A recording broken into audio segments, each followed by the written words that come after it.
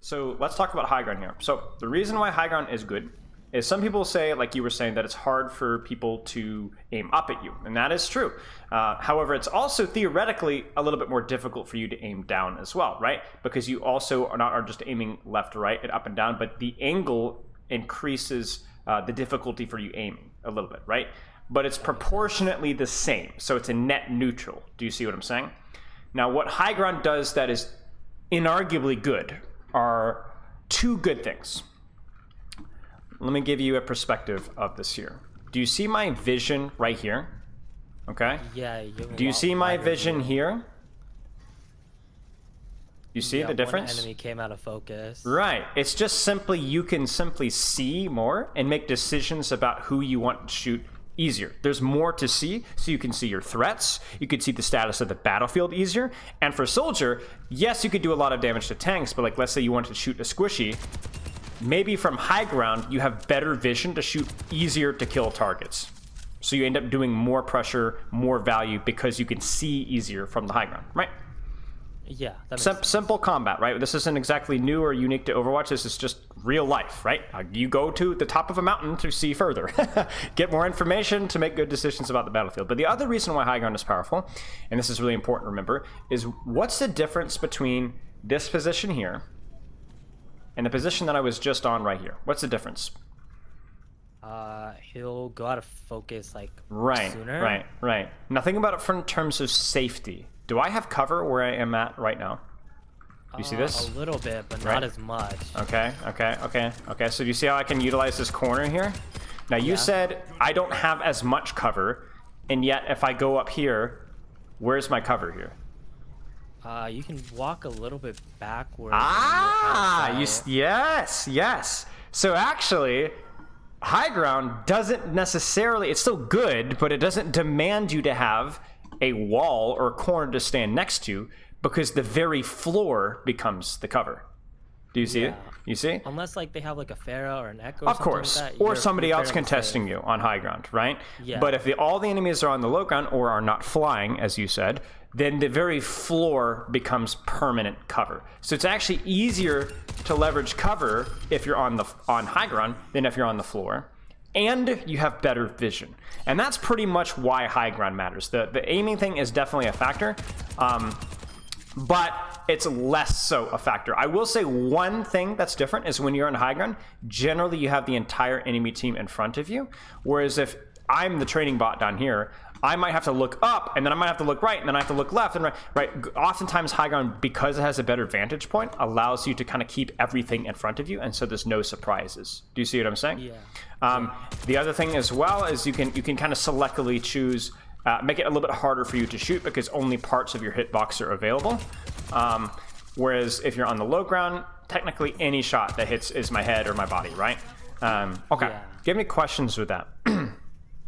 No. Actually, Okay. another thing I remembered was Soldier. You were asking like what his purpose is that you can like run around and constantly take new angles as him. So like keeping the enemy like, where is he? Where is he? Right, From right, the left, right. the right, all that kind Right. of stuff. Now let's continue this conversation because angles are unquestionably good with Soldier. But let's talk about why they're good, and then also what are the weaknesses of off angles. So like let's say you are playing a Soldier. This will be easier to draw on my favorite trash program, Microsoft Paint. Oh, nice. the only great, and drawn with a mouse as well, so you know it's going to be high quality. Yeah. Okay, so let's say this is your tank line. This is the enemy tank line right here. Let's say you're Mr. Green here. Okay, so Mr. Green Soldier Man. What are the advantages of playing inside of your tank line, like next to your supports? What are the advantages of this position? I mean, Instead of flanking. Usually you're like safe behind your tank, stuff like that. But it Safe to feels like, what? What do you mean safe? Like maybe you have like a Reinhardt in front of you or an Orisa in front of you. Okay. That's kind of like absorbing the damage. Sure. But like I feel like you don't get as much of, at least what I've learned is you don't get as much value. What do you mean playing value? Right next to your tank. Value as in like you don't have perfect view of the enemies that you want to kill, because usually their support is kind of like in the back of that red area. Right. Like they'll have an Ana back there, or maybe they'll have a Kiriko hiding back there, spamming kunai at you. So like you can go to the far right and like wait a second while they're distracted, and maybe even just distracting one of them, not killing them, stops them from healing their teammates. So your teammates have an easier fight. Like you don't even have to kill them, just bothering them is enough. This is a skull. This implies that the enemy tank died. So just in case you're curious, Okay. this is some next level artwork here. Yeah, this is art. Okay. So yeah, you're exactly right. So I think playing inside of your team means it's easier to get healed, right? Yeah, you can benefit from things like BAP window. It's easier to follow up off of your tank's pressure. I do think that oftentimes playing inside of your tank means that it's easier to put damage on the enemy tank so that you can win the tank trade.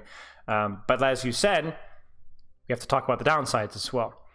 Harder to get pressure and get picks and distractions on the targets that are easier and more valuable, like the supports, because the visual clutter, right? What's another advantage of going on a flank or an angle? Let me ask you a question. What happens when the enemy team has Earth Shatter, Graviton Surge, Orisa Ult, Diva Bomb, Primal... You get what I'm saying? Yeah, when they have a big ult like that. Well, or even a BAP window or Kiriko ult, right? What happens when you're here? I also get Earth Shattered. I also get mowed down by the window, all that stuff. Right. But if I'm like away from my team, actually you'll notice like a Reinhardt will Earth Shatter, and then you can just keep putting bullets into the Reinhardt as he's trying to go shoot, as he's trying to like go finish off your teammates. Right. I've got somebody in my chat says less susceptible to cleave, and that's the case with all types of cleave, ultimate value or non-ultimate value. Reinhardt fire strikes, random Orisa javelins, hog spam, things like that. You force the enemy team to be more selective. Now, the weakness is, as we said, is that you are more susceptible to not getting support from your team, correct? You're easier to isolate and kill. Now, how does Soldier cope with that? So Soldier has his own healing that kind of helps with the whole not having support right next to you. Right. So that you rely less on your team's sustain, and even your legs allow you to run and grab health packs faster than other people can. Yeah, that too. Right. Okay. Keep going.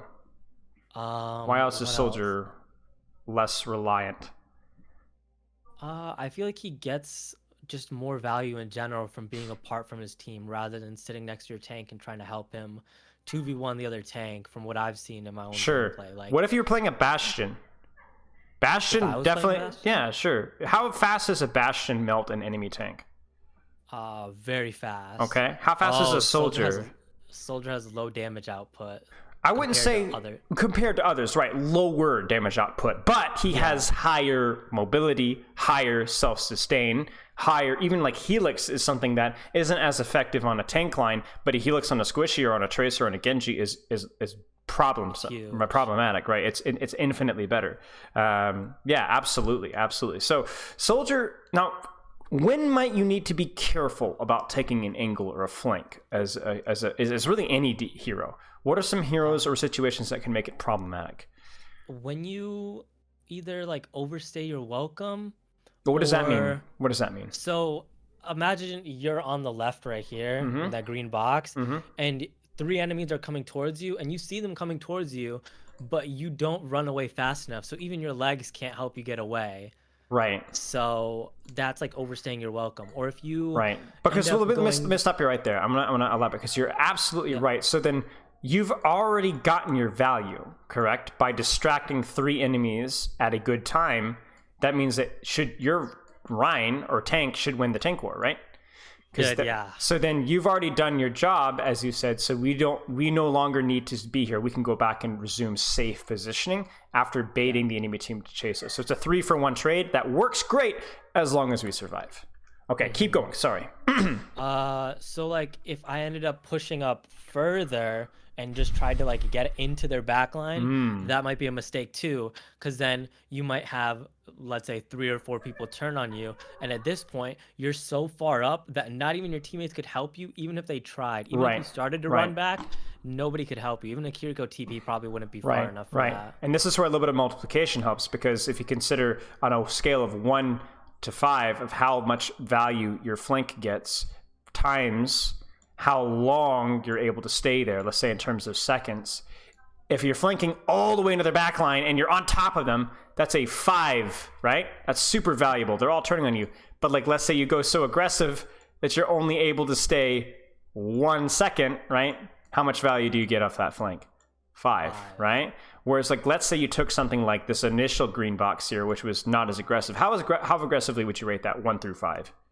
I'd give it like a 2, maybe a 3. All right, let's say 2.5. And how long do you think that you could stay there in terms of seconds? 3 seconds? I'd say 3.5 3 seconds, yeah. So even just this one right here, our net pressure value is already 50% higher than the super aggressive flank, right?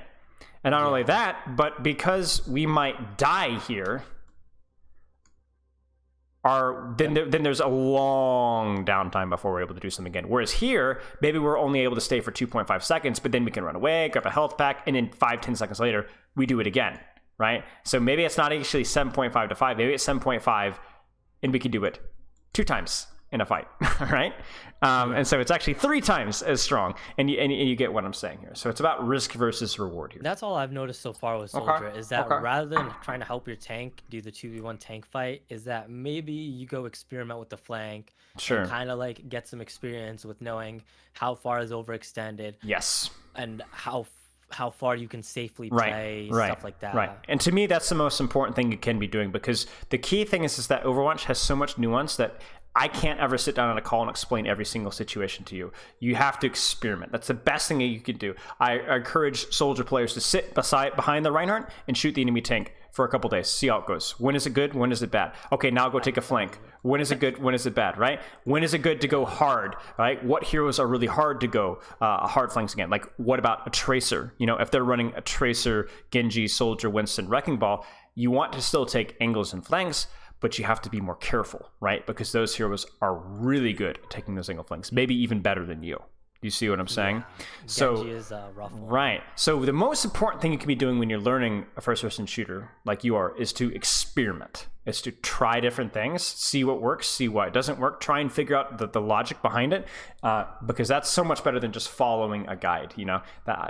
So, okay, so there's 2 other things that I want to introduce that I didn't get a chance to talk about during this session. One is cover usage, the other is range. Now, if you're familiar with my channel, neither of these are new to you, but I would like to go over them really quickly and talk about why they're important for hit scan. So when we talk about cover usage, what I mean by cover usage is it doesn't always necessarily mean that I'm playing always next to a corner, but as many times and as much as I possibly can, I am. And the reason for that is that obviously playing your cover doesn't stop you from getting shot, but it can also often stop you from dying. And what I mean by that is that let's say I am playing versus a hero that doesn't have a one shot.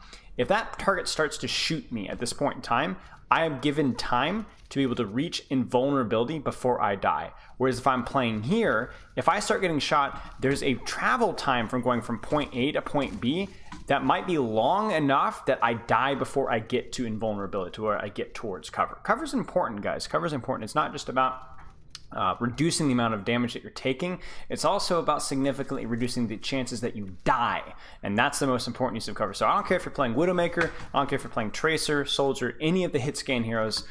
It's really important that you're utilizing cover as much as you possibly can, whether it's with your team or whether you're on a flank. And the other thing that's equally as important is understanding the range of your hero. Now, I've had a lot of discussions on this, so I'm not going to go as in detail. I just want to give a brief overview. So when we're talking about whether you're playing inside of your team or whether you're taking a flank, it doesn't really matter what you do so much as that you're making sure that you're playing to the range of your hero. For example, if I'm playing Tracer, usually I'm going to be on the flank. However, it's not just on the flank, I'm also on the flank up close to the enemy usually. So in other words, when I'm flanking, I'm not generally going to be flanking behind the enemy backline and shooting at this range, right? This doesn't make any sense. It's not playing to my hero's strengths. Instead, I might try and flank and look to shoot more at this range. where it's 10, 15, 25 meters, somewhere in that range where my damage is actually significant. And the important thing to note about this is that every hero has a different range signature. Cassidy has something more mid-range. It can also be close range, but more mid-range. Ashe is more mid to long range. Okay, Widowmaker, I might play inside my team or I might play far away, but regardless, I'm going to be taking angles that are generally longer. Now, this is a pretty nuanced thing to understand. It's very difficult to understand,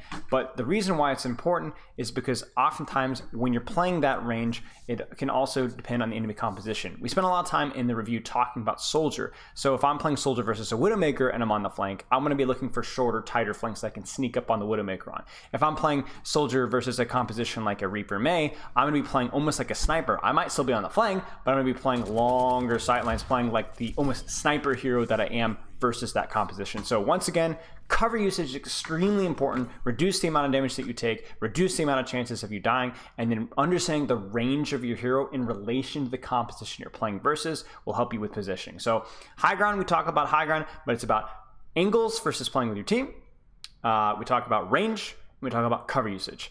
And crucial things to understand when you're playing DPS, especially hit scan and Overwatch 2. If you have any questions, let me know, and hope you enjoyed the video.